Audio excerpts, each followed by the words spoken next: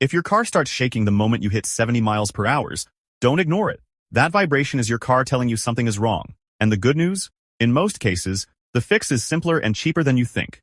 Here are the 5 most common reasons your car shakes at 70 miles per hour or highway speeds. Number 1, and by far the most common cause, is tire imbalance. Every wheel has small weights attached to it to keep the tire spinning evenly. Over time, those weights can shift or fall off. When that happens, the tire wobbles at high speed and sends a vibration straight through the car. Here's how to tell.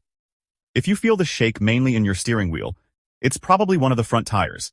If the vibration comes through the seat and the floor, it's more likely the rears. Either way, a simple wheel balance at your local tire shop usually fixes it completely. We're talking about a quick, affordable visit. Number 2 is worn or damaged tires.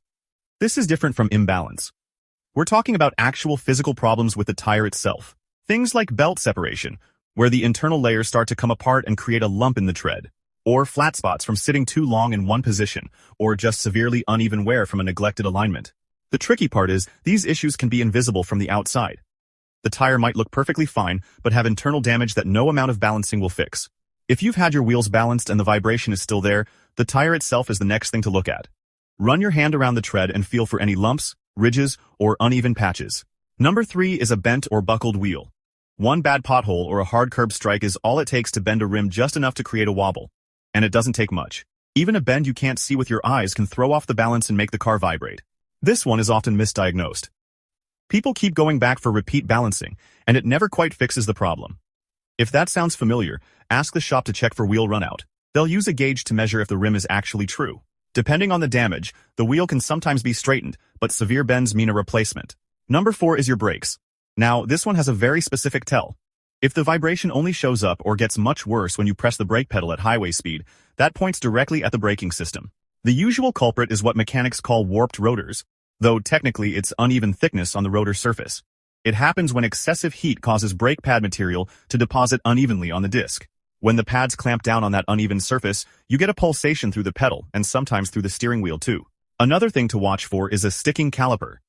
If one caliper isn't releasing properly, it keeps the pad dragging on the rotor, which generates more heat and makes the problem worse over time. A burning smell when you stop is a dead giveaway.